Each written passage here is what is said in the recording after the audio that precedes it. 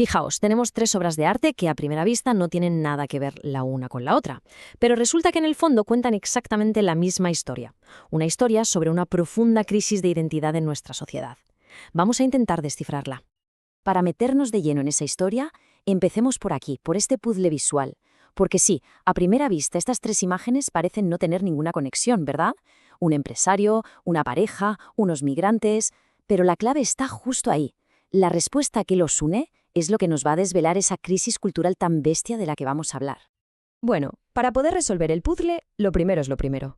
Tenemos que entender quién era el protagonista, digamos, tradicional de la historia de Occidente. El texto que analizamos lo describe como una figura asediada. Pero, ¿quién era exactamente? ¿De quién estamos hablando? Pues, para empezar, su forma de ver el mundo era 100% occidental. Y ojo, esto es fundamental, porque claro, esto significa que sus valores, su filosofía, todo su sistema de pensamiento, que viene de la tradición grecorromana, de la judeocristiana, se daba por sentado que era el estándar universal. Era, por así decirlo, la vara de medir para todo y para todos. Luego está el tema racial. Históricamente, esta figura protagonista era blanca, pero no se trataba de que fuera una raza más, no. Su identidad racial se presentaba como la norma, lo neutral, el punto de partida desde el que se escribía la historia. Y claro, esto provocaba que otras etnias quedaran o bien invisibles o bien en un segundo plano. Y para rematar el perfil, su identidad se daba por sentada como heterosexual. El modelo a seguir era la familia nuclear, la relación hombre-mujer, y punto. Ese era el único molde validado por la sociedad y la cultura. Todo lo que se saliera de ahí, pues quedaba en los márgenes, en el silencio. Vale, pues si juntamos estas tres piezas, occidental, blanco y heterosexual, llegamos a un concepto que es clave en el mundo académico para entender todo esto: el sujeto moderno. Se refiere a esa voz, esa figura ideal que durante siglos tuvo el micrófono, la que marcó el ritmo de la historia, de las leyes, de la cultura. Pero claro, como ya se intuye, era una voz que, por su propia definición, dejaba fuera a muchísima gente.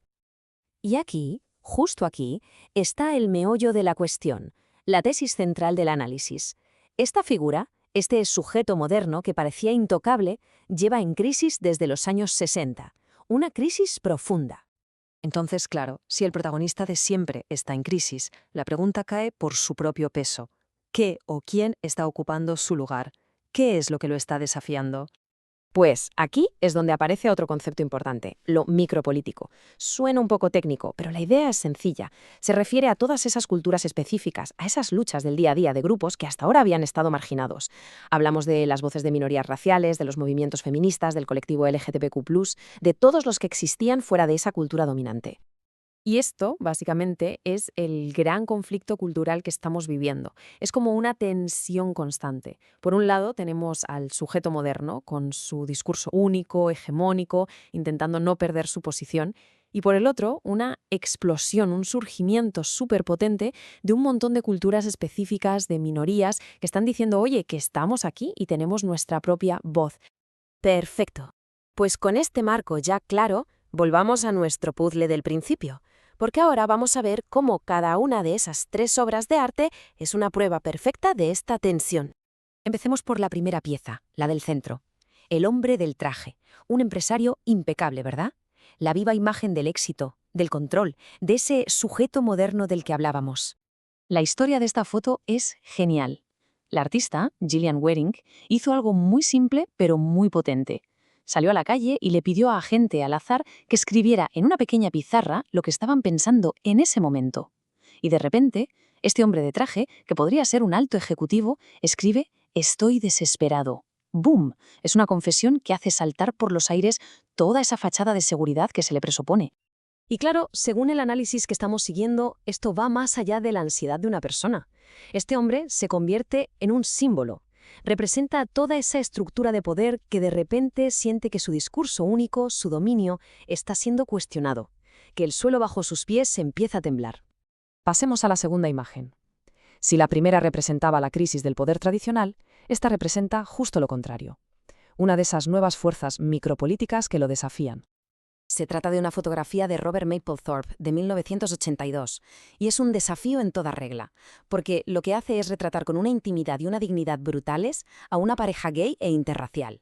O sea, está plantando cara directamente a esas dos normas de las que hablábamos, la blanquitud y la heterosexualidad. Es dar visibilidad a voces que habían sido condenadas al silencio. Y vamos con la tercera y última pieza del puzzle. Aquí el foco se abre todavía más.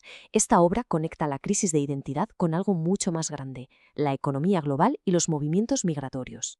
Lo que hace el artista, Rogelio López Cuenca, es muy inteligente y muy duro. Coge imágenes de un asalto a la valla de Melilla, una barrera física, brutal, y superpone encima los datos de la bolsa. De esta forma conecta esa valla física con otra barrera mucho más abstracta pero igual de infranqueable, la del sistema económico global. Así que la clave de esta obra es que le pone cara a los que normalmente no la tienen. Da voz a los que, como dice el texto, en general se quedan fuera de las recensiones históricas. Nos obliga a ver a los invisibles, a los que el gran relato del sujeto moderno siempre ha dejado al margen. Bueno, pues ya tenemos todas las piezas. Vamos a juntarlas. ¿Qué conclusión podemos sacar de todo esto? ¿Qué nos dice sobre el arte político hoy en día? Pues que estas tres obras, vistas en conjunto, no son solo tres imágenes, funcionan como un espejo roto, un espejo que refleja una sociedad en la que ese discurso único y dominante, esa visión del mundo que parecía de una sola pieza, se ha hecho añicos, y en cada fragmento de ese espejo roto ahora se refleja una cara, una cultura, una voz distinta. Y todo esto nos deja con una pregunta final flotando en el aire. Una pregunta que, la verdad, es bastante potente. Si la historia del sujeto moderno, ese relato único, ¿de verdad está llegando a su fin? La gran pregunta es, ¿quién o quiénes van a escribir el siguiente capítulo?